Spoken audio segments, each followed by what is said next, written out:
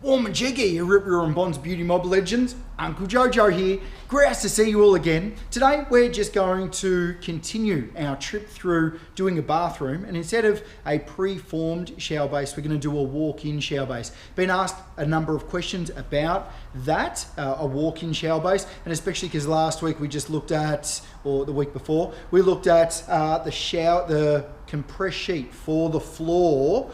And how that'll work instead of using a pre-formed shower base, how that'll work instead with a walk-in shower base. And we also talk about a puddle flange, how the water will run into it, the fall, all of those, all our jazz, before we get into priming our substrate or our floors, sealing those up and all of that kind of bits and pieces.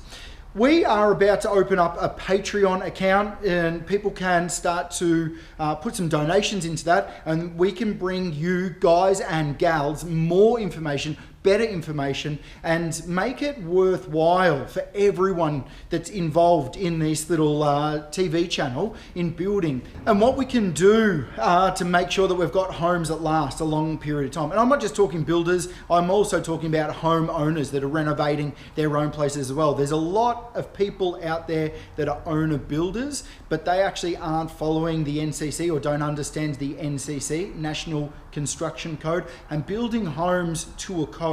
Building homes and renovating bathrooms, altering framework and all of those kind of things that make sure that the home is a really good sturdy home. The two compress sheets are down. That's where our bath's going to be sitting. This one is our toilet over here. Now this is a puddle flange that's going to be going on here. So this here is going to be our shower grate area running through here, our puddle flange, and we're going to have a grate that's built or made for it.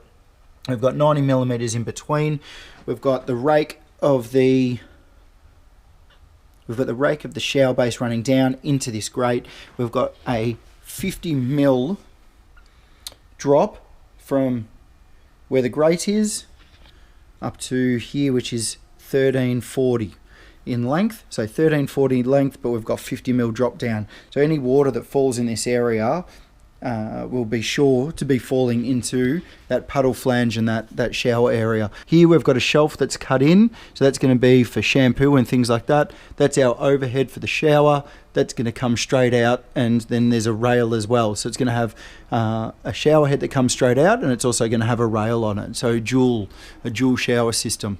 When you're doing a shower base like this, you put your level down or a straight edge down, and you can see where the break of the shower base, the compress sheet, is going to be when it comes up. So we want to make sure that we're sitting on this joist and there's no flex. If we finish the cement sheet in this area, there'll be a flex.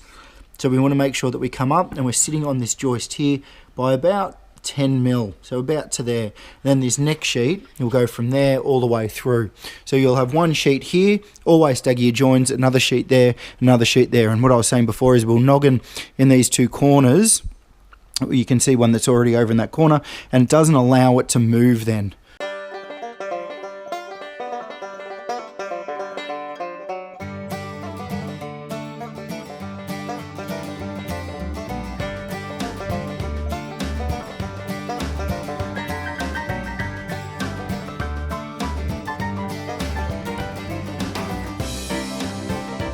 There you have it. We've finished just running through that walk-in shower base. If you've got any questions or queries about that, flick it over and I'll answer it for you best I can, whenever I can. Thanks for watching, and like always, stay on real banana peels, and I'll see you in the soup.